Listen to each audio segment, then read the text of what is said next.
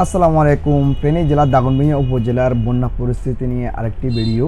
আমরা এই মুহূর্তে আছি ফেনী জেলার দাগনভূঞা উপজেলার ৫ নং ইয়াকুবপুর ইউনিয়নের ৯ নম্বর ওয়ার্ড সংলগ্ন এনাদভূঞা নামক স্থানে। এখানে দেখতে পাচ্ছেন দাগনভূঞা থেকে বসুরহাট গ্রামের যেই সড়কটি রয়েছে, ঠিক এই সড়কের উত্তর দিকে যেই সড়কটি চলে গেছে, আপনারা দেখতে পাচ্ছেন সড়ক এবং দোকানপাট এখানে এখনও যথেষ্ট পরিমাণ পানি রয়েছে। শুধু এই যে দোকানপাট এগুলো দেখতে পাচ্ছেন, শুধু তাই নয়, আশেপাশের যেই সকল বাড়িগুলো রয়েছে বাড়িগুলোতেও এখনও যথেষ্ট পরিমাণ পানি রয়েছে। তো অনেকে ৫ নং ইয়াকুবপুর ইউনিয়নের ভিডিওসে আমাদেরকে রিকোয়েস্ট করেছে, তো তাই ধারাবাহিকতা আমাদের আজকের এই ভিডিওটি। আমি এর আগে ৫ নং ইয়াকুবপুর ইউনিয়নের আরও একটা ভিডিও দিয়েছিলাম, সেটি হচ্ছে যে মুন্সিবাড়ির দরজা এবং বাদামতলি এলাকা, ওই এলাকার একটা ভিডিও দিয়েছিলাম। যারা দেখেননি তারা অবশ্যই দেখে নেবেন। আর এই অংশে দেখতে পাচ্ছেন যে পানি যথেষ্ট পরিমাণ এখনও রয়েছে, এখনও মানুষের ঘর বাড়ি পানির মধ্যে নিমজ্জিতভাবে রয়েছে।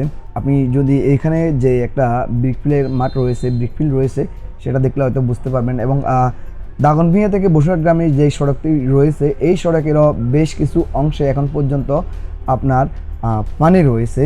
সড়কের অবস্থা কী অবস্থা সেটা নিয়ে আমি একটা ভিডিও এক্সট্রাভাবে দেবো, সেই ভিডিওতে আপনারা দেখতে পাবেন।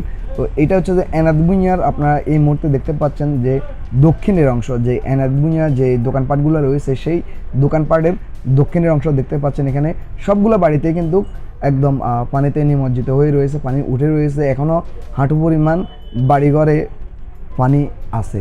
তো এমতো অবস্থায় মানুষের জীবন চলতেছে। এটা দেখতে পাচ্ছেন যে আপনারা এনাদভূঞার পূর্ব অংশের চিত্র।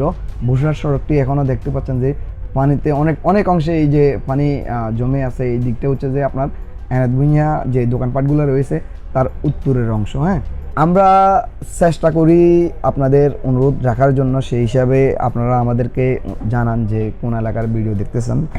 তো আসলে গত কয়েকদিন আমি সঠিক সময়ে আপনাদেরকে ভিডিও দিতে পারিনি, এই কারণে আপনারা যখন চেয়েছেন তখন আমি দিতে পারিনি, এই কারণ উদ্ধার কার্যক্রম নিয়ে ব্যস্ত ছিলাম। এরপরে ত্রাণ সামগ্রী নিয়ে আমরা ব্যস্ত ছিলাম, ওই কাজগুলোর কারণে দিতে পারিনি, আপনাদের অনুরোধ যথাসময়ে রাখতে পারিনি। এই জন্য আমি আন্তরিকভাবে দুঃখিত। কেউ আমাকে ভুল বুঝবেন না ভাই, আমি চেষ্টা করি আপনাদেরকে সময় মতো দেওয়ার জন্য।